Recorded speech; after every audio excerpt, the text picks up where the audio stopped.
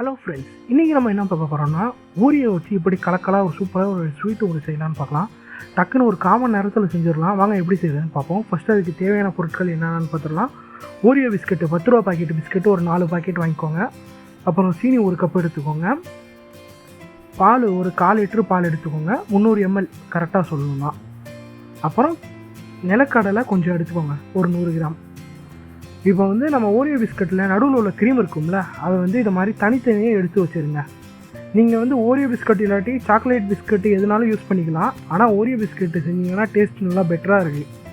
அதனால் நீங்கள் Oreo biscuit செய்கிறதே நல்லது. 10 ரூபா தான் ஒரு பாக்கெட்டு. இதை மாதிரி நடுவில் உள்ள க்ரீமெல்லாம் தனியாக எடுத்து வச்சுட்டு அந்த பிஸ்கட்டை மட்டும் மிக்ஸி ஜாரில் போட்டு நல்லா அரைச்சி எடுத்துருங்க. பவுட்ரு மாதிரி மாவு மாதிரி ஆகிடணும். இப்போ நம்ம நல்லா மிக்சியில் வச்சு அரைச்சி எடுத்துடலாம். இப்போ ஒரு கடாயை வச்சு கடாய் நல்லா சூடானதும் நம்ம பால் எடுத்து வச்சுருக்கோம்ல 1/4 லிட்டரு, அந்த பாலை இப்போ இதில் ஊற்றிடலாம். அடுப்பை சிம்மில் வச்சு பால் நல்லா சுண்டை காயிற மாதிரி பார்த்துக்கோங்க. கரண்டியை வச்சு நல்லா கிண்டி விட்டுக்கோங்க. நான்ஸ்டிக் பேனாக இருந்தால் இன்னும் ஈஸியாக இருக்கும். பால் நல்லா வற்றின பிறகு நம்ம அதில் சீனியை போட்டுட்டு சீனி நல்லா கரையிற மாதிரி கிண்டி விட்டுருங்க. பால் நல்லா வச்சு இந்த மாதிரி உங்களுக்கு க்ரீம் மாதிரி வந்துடணும். கிட்டத்தட்ட பால்கோவா ஆகுறதுக்கும் ஒரு ஸ்டேஜ் முன்னாடி. இந்த டயத்தில் நம்ம என்ன செய்யலாம்னா, நம்ம க்ரீம் எடுத்து வச்சோம்னா பிஸ்கட்லேருந்து அந்த க்ரீமை இதில் ஒன்றா போட்டு ரெண்டுத்தையும் நல்லா ஒன்றா மிக்ஸ் பண்ணி விட்டுருங்க. ஹீட்டர் இருக்கிறதுனால க்ரீமும் அதுவும் ஒன்றா மிக்ஸ் ஆகிரும். இதை நல்லா கிண்டி விட்டுருங்க. அந்த க்ரீமும் அந்த பால்கோவா மாதிரி நம்ம செஞ்சு வச்சுருந்தோம்ல, அதுவும் நல்லா மிக்ஸ் ஆகி வந்திருக்கணும். இந்த மாதிரி நல்லா ஸ்பூனை வச்சு நல்லா கிண்டி விட்டுட்டு இதை தனியாக ஒரு பிளேட்டில் எடுத்து வச்சுருங்க.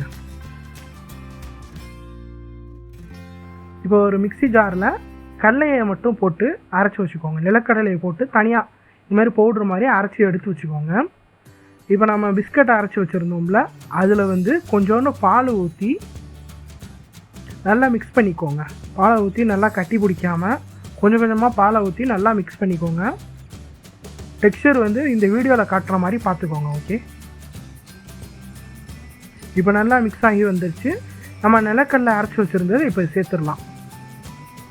இப்போ நிலக்கடலை அரைச்சி வச்சது எல்லாத்தையும் சேர்த்துட்டு ஒன்றா மிக்ஸ் பண்ணி நம்ம இப்போ கிட்டத்தட்ட ஒரு சப்பாத்தி மாவு மாதிரி உருட்டி வச்சாச்சு.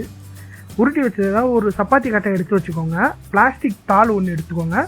பிளாஸ்டிக் தாளை கீழே விரித்து வச்சுட்டு அதுக்கு மேலே இந்த மாதிரி சின்ன அளவு ஒரு உருண்டை எடுத்துக்கோங்க. எடுத்து வச்சுக்கிட்டு மேலேயும் ஒரு பிளாஸ்டிக் தாளை வச்சு கவர் பண்ணிடுங்க. கவர் பண்ணிக்கிட்டு அதுக்கு மேலே நீங்கள் உருட்டுக்கட்டையை வச்சு இந்த மாதிரி சப்பாத்தி மாவு வளர்த்துற மாதிரி வளர்த்து எடுத்துட்டிங்கன்னா உங்களுக்கு உருட்டுக்கட்டையிலையும் இல்லை சப்பாத்தி கட்டையிலையும் ஒட்டாமல் வரும்.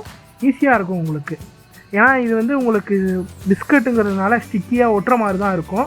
அதனால் நீங்கள் இந்த மாதிரி பிளாஸ்டிக் தாளை வச்சு செஞ்சிங்கன்னா ஈஸியாக இருக்கும். இப்போ நம்ம இதை மாதிரி பேப்பரை வச்சுக்கிட்டு நல்லா வளர்த்தி எடுத்தாச்சு. இப்போ அந்த தாளை லைட் பொறுமையாக எடுத்துருங்க. மெதுவாக எடுத்துகிட்டு நம்ம ரெடி பண்ணி வச்சுருக்க க்ரீமை இது மேலே வச்சுருங்க. கேக்கில் எப்படி க்ரீம் ஸ்ப்ரெட் பண்ணுவாங்க அந்த மாதிரி நல்லா ஸ்ப்ரெட் பண்ணி விட்டுருங்க. இப்போ நல்லா ஸ்ப்ரெட் பண்ணியாச்சு. நீங்கள் கையிலே தொட வேணாம். அந்த ஜவுத்தாலை வச்சுக்கிட்டு அந்த பேப்பரு அந்த பிளாஸ்டிக் தாளை வச்சுக்கிட்டு இதை மாதிரி ரோல் பண்ணிடுங்க. அப்படியே நீங்கள் பொறுமையாக இந்த மாதிரி தூக்குனீங்கன்னா அழகாக உங்களுக்கு ரோல் ஆகி வந்துடும். பார்த்தீங்களா, அழகாக சூப்பராக நம்ம ரோல் பண்ணி எடுத்து வச்சாச்சு. இதை ஃப்ரீசரில் ஒரு 10 நிமிஷம் வச்சுருங்க. 10 நிமிஷம் வச்சாலே ஓரளவுக்கு உறைஞ்சி வந்துடும். அப்புறமா இதை கத்தியை வச்சுக்கிட்டு அந்த கிட்டத்தட்ட ஒரு உருளை மாதிரி உங்களுக்கு ரோல் மாதிரி வந்துடும். அதை நீங்கள் கத்தியை வச்சு இந்த மாதிரி ரவுண்டாக கட் பண்ணிக்கிட்டிங்கன்னா நம்ம ரோல் பண்ணது எதுக்குன்னா இந்த மாதிரி உள்ள டிசைன் வந்திருக்கு பார்த்தீங்களா, இதுக்காக தான் நம்ம ரோல் பண்ணியிருக்கோம். அவ்வளோதான், சுவையான ஸ்விஸ் ரோல் தயாராகிடுச்சு. வீடியோ பார்த்ததுக்கு ரொம்ப நன்றி. தேங்க்ஸ் ஃபார் வாட்சிங். மறக்காமல் சப்ஸ்கிரைப் பண்ணுங்கள். பாய் பாய்.